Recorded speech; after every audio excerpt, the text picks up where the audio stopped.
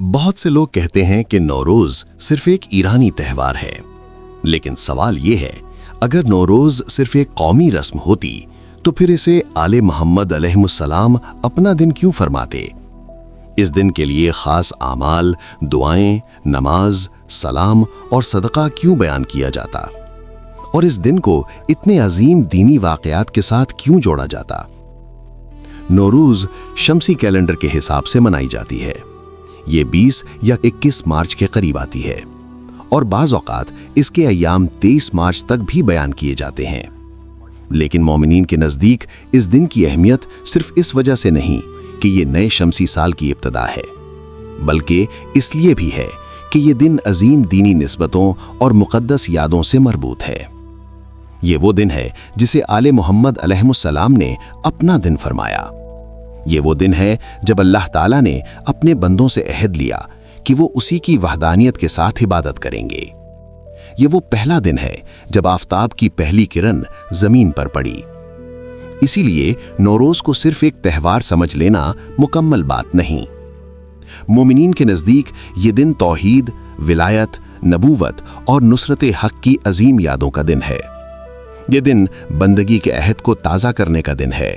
یہ دن اپنے رب کی طرف رجوع کرنے کا دن ہے، اور یہ دن اس دعا کا دن ہے کہ جیسے سال بدلا ہے ویسے ہی ہمارا حال بھی بہترین حال میں بدل جائے۔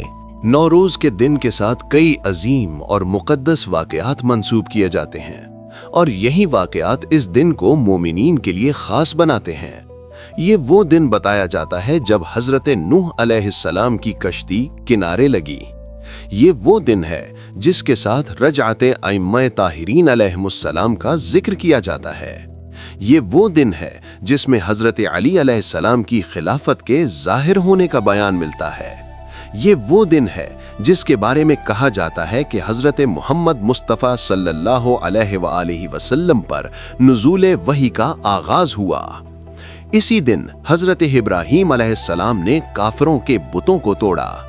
اسی دن حضرت علی علیہ السلام نے خوارج پر فتح پائی، اور اسی دن حضرت علی علیہ السلام نے تطہیر کعبہ فرمائی، یعنی کعبہ کو بتوں سے پاک کیا۔ یہ تمام واقعات ایک حقیقت کو روشن کرتے ہیں، اور وہ حقیقت ہے توحید کی سربلندی، باطل کا خاتمہ اور حق کا ظہور۔ اسی لیے مومنین نوروز کو صرف ثقافتی تہوار کے طور پر نہیں دیکھتے، یہ ان عظیم واقعات کی یاد کا دن ہے۔ یہ اللہ کے ساتھ کیے گئے عہد کو یاد کرنے کا دن ہے۔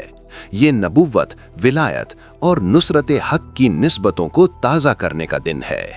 مومنین نوروز اس لیے مناتے ہیں کہ یہ دن کئی مقدس یادوں اور عظیم دینی واقعات سے مربوط ہے۔ یہ صرف سال کے بدلنے کا دن نہیں، بلکہ عہد الہی، توحید، نبوت، ولایت اور نصرت حق کی یاد کا دن ہے۔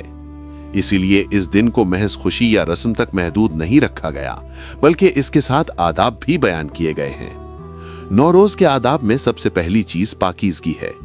انسان پاک صاف ہو، لباس طہارت اور زینت پہنے، خوشبو لگائے اور اپنے آپ کو ظاہری اور باطنی طور پر اس دن کے احترام کے لیے تیار کرے۔ اس دن سبزہ، پھول اور پاک پانی کا اہتمام بھی کیا جاتا ہے۔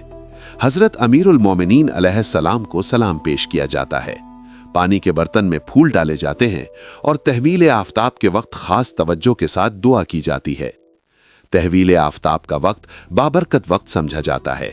یہ وقت اجابت دعا کا وقت مانا جاتا ہے۔ اسی لیے مومن اس لمحے میں اپنے رب کے حضور جھکتا ہے، دعا کرتا ہے اور اپنے آنے والے سال کے لیے خیر، برکت اور بہتری مانگتا ہے۔ نوروز کے اعمال میں سب سے اہم چیزوں میں سے ایک تحویل آفتاب کی دعا ہے۔ یہ دعا یوں پڑھی جاتی ہے: یا مقلب القلوب والابصار، یا مدبر اللیل والنہار، یا محول الحول والاحوال، حول حالنا الی احسن الحال۔ یعنی اے دلوں اور نگاہوں کو پھیرنے والے، اے رات اور دن کی تدبیر کرنے والے، اے سال اور حالات کو بدلنے والے، ہمارے حال کو بہترین حال میں بدل دے۔ اس کے بعد نماز نوروز ادا کی جاتی ہے۔ ظہر کے بعد 4 رکعت نماز پڑھی جاتی ہے، 2 رکعت کر کے۔ پہلی رکعت میں سورہ حمد کے بعد آیت الکرسی 10 مرتبہ، دوسری رکعت میں سورہ حمد کے بعد سورہ انا انزلناہ 10 مرتبہ، پھر سلام کے بعد 2 رکعت اور تیسری رکعت میں سورہ حمد کے بعد سورہ کافرون 10 مرتبہ، چوتھی رکعت میں سورہ توحید 10 مرتبہ۔ اس نماز کے بعد دعا کی جاتی ہے اور سال نو کی یہ دعا پڑھی جاتی ہے: اللہم ہذہ سنۃ جدیدۃ وانت ملک قدیم اسألک خیرہا وخیر ما فیہا واعوذ بک من شرہا وشر ما فیہا۔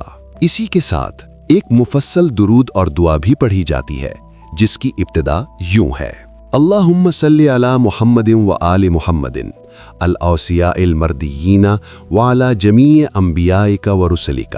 اس دعا میں برکت، رحمت، رزق، حفاظت، عزت اور خیر طلب کی جاتی ہے۔ نوروز کے اعمال میں 7 سلام بھی شامل ہیں۔ یہ 7 سلام یوں ہیں: سلام قولا من رب رحیم، سلام علی نوح فی العالمین، سلام علی ابراہیم، سلام علی موسیٰ و ہارون، سلام علی آل یاسین، سلام علیکم طبتم فادخلوہا خالدین، سلام ہی حتی مطلع الفجر۔ یہ 7 سلام نوروز کے عمل کو ایک روحانی رنگ دیتے ہیں۔ سال کا آغاز سلامتی، رحمت، انبیاء کے ذکر اور پاکیزہ کلمات کے ساتھ کیا جاتا ہے۔ اسی طرح نوروز کے اعمال میں آب نیسان کا عمل بھی بیان کیا گیا ہے، یعنی نوروز کے بعد والے مہینے میں جو بارش کا پانی آسمان سے برستا ہے اسے جمع کیا جاتا ہے۔ اس پانی پر سورہ حمد پڑھی جاتی ہے، آیت الکرسی پڑھی جاتی ہے، 4 قل پڑھی جاتی ہیں اور سورہ انا انزلنا 70 مرتبہ پڑھی جاتی ہے۔ اسی طرح 70 مرتبہ اللہ اکبر، 70 مرتبہ لا الہ الا اللہ اور 70 مرتبہ درود شریف پڑھا جاتا ہے۔ اب نوروز 2026 کے مخصوص اعمال پر توجہ کیجیے۔ نوروز 2026 مورخہ 20 مارچ 2026 بروز جمعہ مبارک رات 7:45 اور 55 پاکستان سٹینڈرڈ ٹائم کے مطابق ہوگا۔ اس وقت تحویل کے موقع پر مولا مشکل کشا حضرت علی علیہ السلام کی نظر دی جائے اور ان کے وسیلے سے دعا کی جائے، اللہ تعالیٰ سے حاجات طلب کی جائیں۔ اس موقع پر سفید رنگ کی چیزوں کا اہتمام کیا جائے، مثلا مٹھائی، چاول اور دودھ، یعنی نوروز 2026 کی خوراک میں سفید رنگ کی اشیاء کو خاص اہمیت دی جائے۔ اسی طرح صدقہ میں چاول دیا جائے یا سفید رنگ کا کپڑا صدقہ کیا جائے یا حسب توفیق سفید رنگ کی کوئی چیز راہ خدا میں دی جائے۔ نوروز کے یہ اعمال تمام مومنین کو ضرور بجا لانے چاہیے۔ اپنے لیے دعا کریں، اپنے اہل خانہ کے لیے دعا کریں اور ہمارے لیے بھی لازمی دعا کریں۔ اگر آپ کو یہ معلومات مفید لگیں تو ہمارے اس چینل کو ضرور سبسکرائب کریں، اس ویڈیو کو شیئر کریں تاکہ زیادہ سے زیادہ مومنین تک یہ پیغام پہنچ سکے۔